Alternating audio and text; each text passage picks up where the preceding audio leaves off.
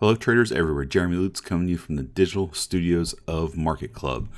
And in Wednesday's video, I discussed how the market had been stuck in the tight trading range for about the last month and how we needed to see a move higher for a potential move higher and a breakout over that 50-day moving average. And that was answered on Thursday when the S&P 500, Dow, and NASDAQ all rose and broke above their 50-day moving averages, issuing new green weekly trade triangles indicating that we are now in a possible long-term uptrend, which pushed the chart analysis score to plus 100.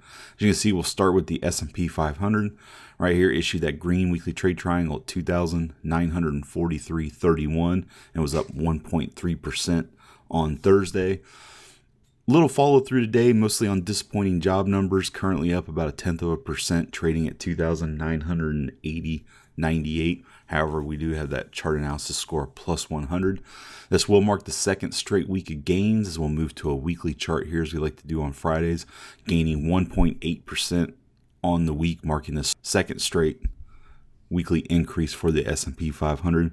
Key level to watch moving forward will be 2,834.97. A move below that level would issue a red weekly trade triangle indicating a move back to a sidelines position.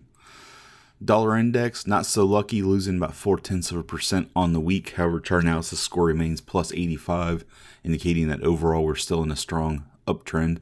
Currently trading at 98.40, and our key level to watch will be 97.47.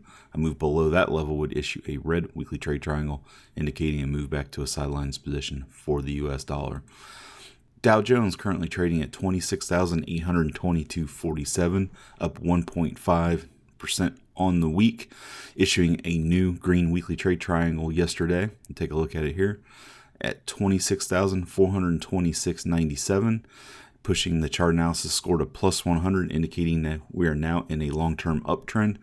Currently up about 0.3% on the day. Like I said, trading at 26,820.78. Key level to watch should be 25,507.18. A move below that level would issue a red weekly trade triangle, indicating a move back to a sidelines position for the Dow. Much like the other two indexes, the NASDAQ issued that green weekly trade triangle yesterday at 8,065.24, up 1.75% on Thursday. Currently trading at 8,117.60, relatively unchanged at the moment on the day, with a chart analysis score of plus 90, indicating that overall that long-term trend is now up for the NASDAQ. Key level to watch will be 7,703.77. A move below that level would issue a red weekly trade triangle, indicating a move back to a sidelines position for the NASDAQ.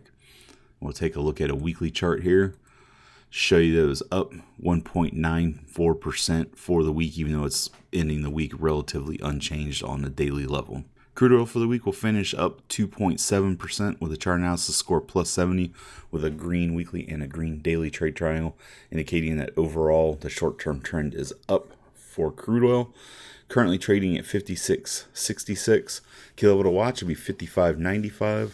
A move below that level would issue a red daily trade triangle, indicating a move back to a sidelines position in a short-term time frame for crude oil. And take a look at gold. Currently going to post its second week of losses, down about 0.4% with a chart analysis score plus 65, indicating that overall the long-term trend is still up. However, the intermediate to short-term trend is weakening. Key level to watch will be 1,561.40. A move above that level would issue a green daily trade triangle, indicating a move back to a short-term long position for gold and pushing the chart analysis score back to plus 100.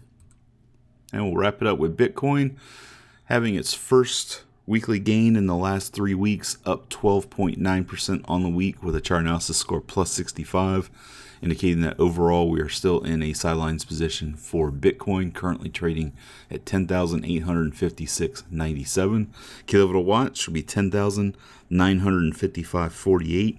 A move above that level would issue a green weekly trade triangle, indicating a move back to a long position for Bitcoin.